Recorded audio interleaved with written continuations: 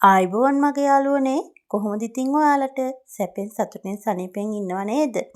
ඔන්න ඉතින් සුපුරුදු පරිදි වීඩියෝ ගේන මම අද ඔයාලට අරන් ආවේ මනි චැලෙන්ජ් එකක් ගැන කතා කරන්න. මේ දවස්වල තියෙන ආර්ථික ප්‍රශ්නත් එක්ක අපිට පුංචි විදිහකින් හරි ඉතුරු කරන්න ලැබෙනවා නම් කොයිතරම් වටිනවද නේද? ඒකට හොඳම ක්‍රමය තමයි මේක. ඉතින් අපි අද කතා කරමුකෝ කොහොමද ඒක කරන්න කියලා. ගෘහණියකට මේක අලුත් අදහසක් නන් නෙමෙයි. ඒත් මම හිතනවා මේක ආයාසයකින් තොරව අපිට එකතු කරන්න පුළුවන් කියලා. මගේ මහත්තයයි මමයි කතා වුණේ නම් අතේ ඉතිරි වෙන සෑම පුංචි මුදලක්ම මේකට එකතු කරලා අපේ ඉතුරු කිරීමේ ගිණුම කොහොමද අපි කරන්න කියලා බලන්න. බැංකුවට දාන එකම නෙමෙයි අපේ වත්කම. අත ඉතිරි පුංචි මුදලක් දැක ගන්න අපි මේ වගේ ආයාසයකින් තොරව සිල්ලර කාසි වෙනමවත් මුදල් නෝට්ටු වෙනමවත් එකතු කරන්න තීරණය කරා.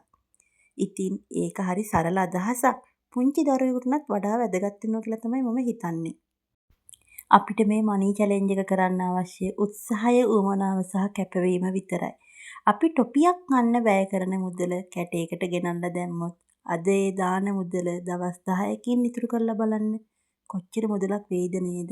ඉතින් පුංචි දරුවන්ට කියා දෙන්න පුංචි මුදලක් එකතු කරලා ලොකු මුදලක් කරගන්නේ කොහොමද කියලා. ඒක පුංචි දරුවෙකුට වගේම වැඩිහිටි අපිටත් වටිනවා. ඉතින් ඔයාලත් බලන්න ආයාසකින් තොරව මේ එකතු කරන මුදල ඔයාලට කොයිතරම් වැදගත් වේවිද කියලා. කුස්සියට බඩුවක් මිලදීලා ගන්න. එහෙම නැත්නම් තමන්ගේ නිදන කාමරයට, සාලයට පුංචි දෙයක් ගන්න අපිට මේ පුංචි මුදල වඩාත් වැදගත් වෙනවා.